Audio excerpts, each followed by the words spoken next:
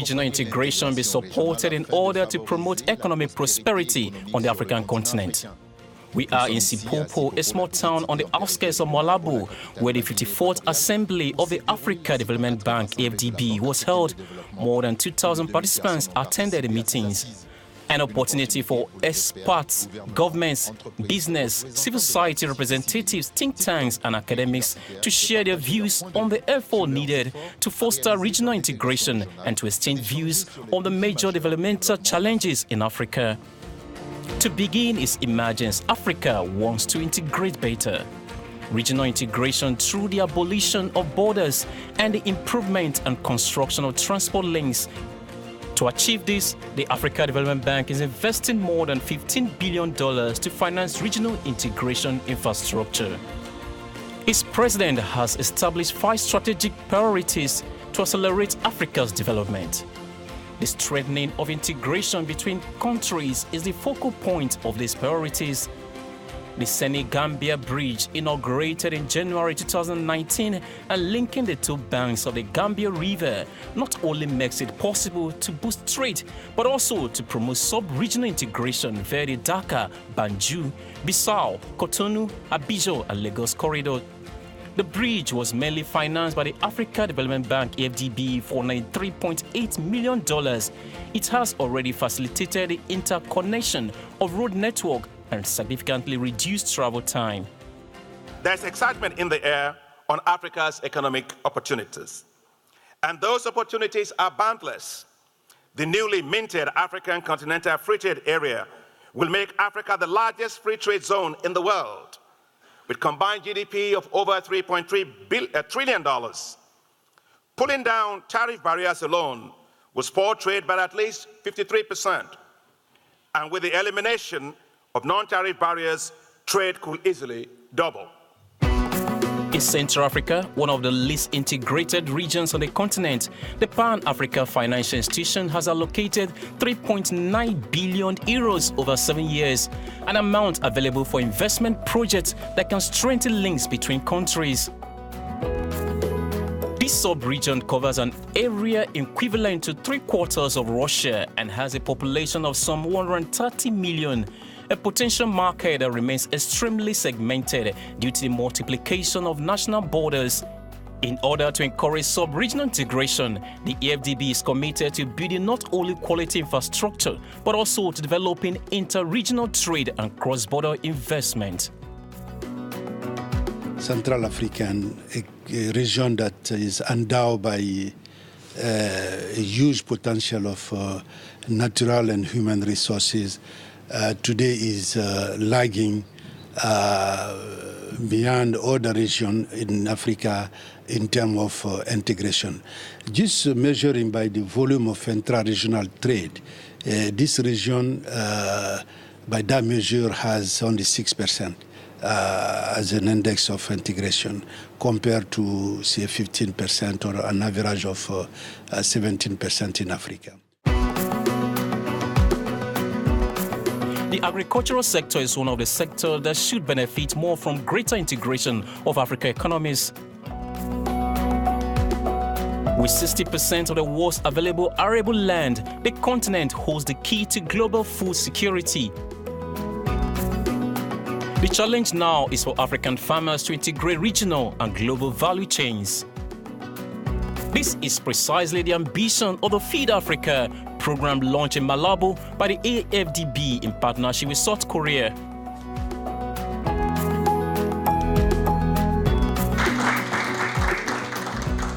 Recently, in Republic of Korea, our government to start to help the African continent.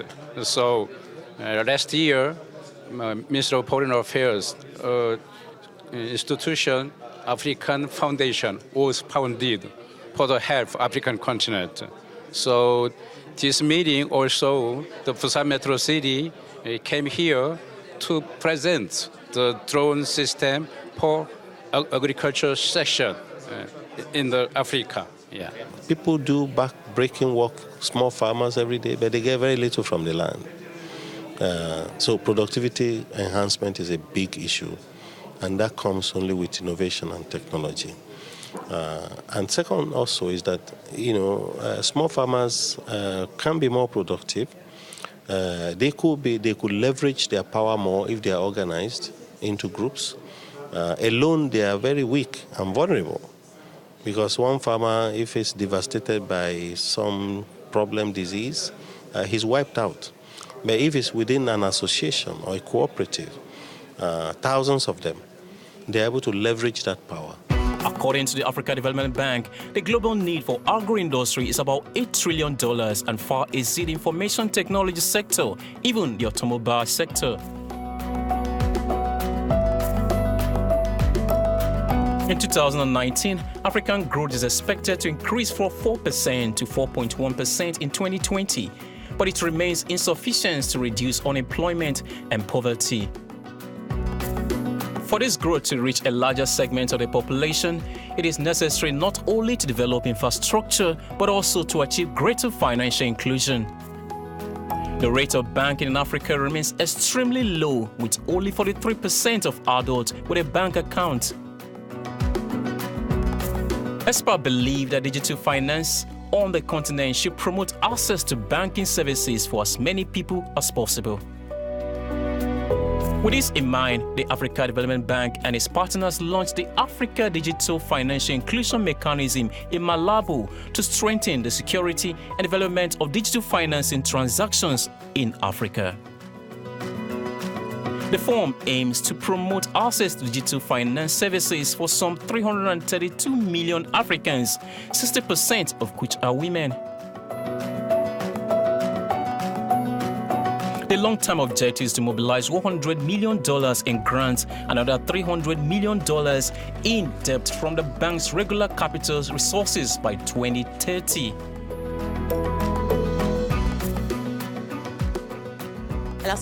So what's great about the digital aspect is that we think it will allow us to accelerate financial inclusion.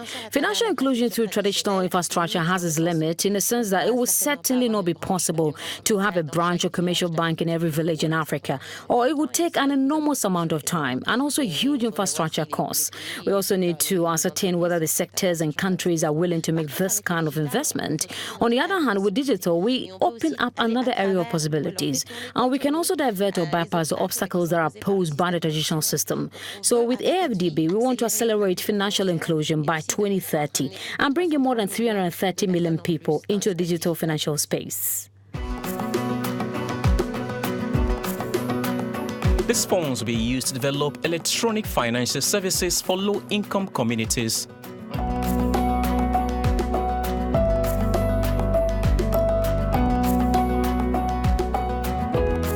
It's the official launch of the African Digital Finance Initiative. We're working with a number of partners, first and foremost the Bill and Melinda Gates Foundation, but also the governments of Luxembourg and France, and hopefully soon many other partners. The goal is to ensure that the 332 million Africans who today are not part of the financial system, do not have access to financial services, that those people get connected and become able to really engage in the more formal economy by 2030. And of this 332 million people, 60% of those targeted will be women. Getting women more engaged in the formal economy is absolutely critical for accelerated development. Digital technologies are expanding access to financial services for millions of people, including women.